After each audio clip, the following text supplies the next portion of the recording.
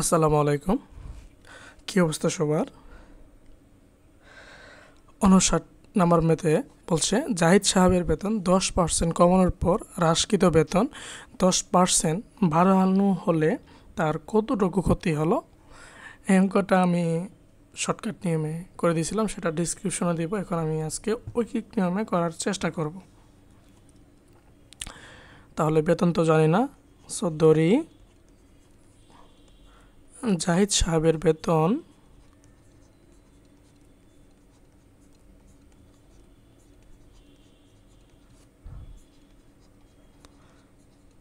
সমান 100 টাকা।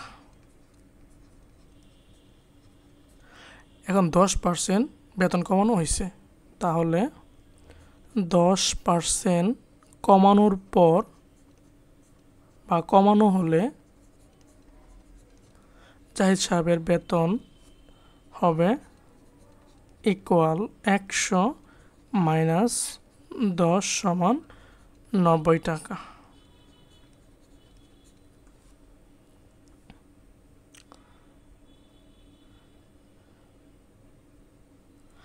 আবার 10% বাড়ানো হলে জাহিদ সাহেবের বেতন হবে 100 প্লাস 10 সমান 110 টাকা। আচ্ছা, 10% বাড়ানো মানে কি? এই যে নতুন বেতন বা বর্তমান বেতন, তাহলে পূর্বের বেতন 100 টাকা হলে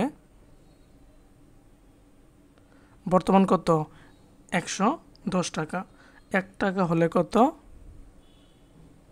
90 টাকা হলে কত?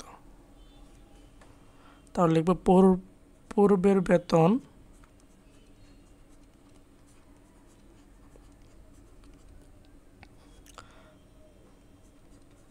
100 টাকা হলে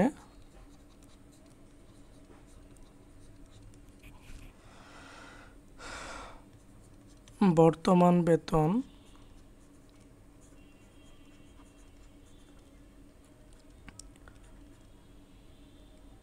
110 টাকা।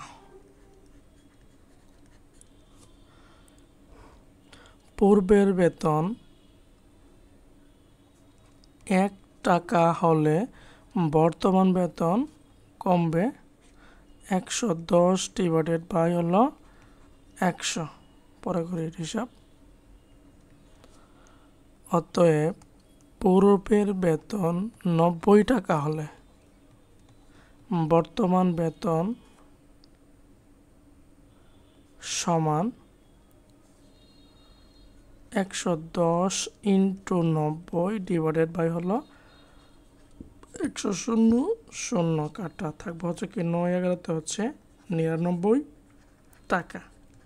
ঠিক আছে, এখন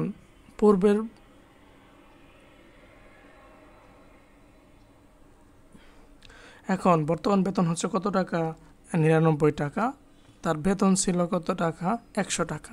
তাহলে কি হয়েছে? ক্ষতি হয়েছে।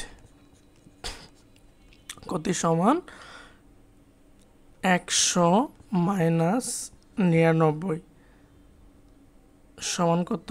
1 টাকা। সমান কত? 1%। তাহলে তার কতটুকু ক্ষতি হয়েছে? 1% ক্ষতি হয়েছে।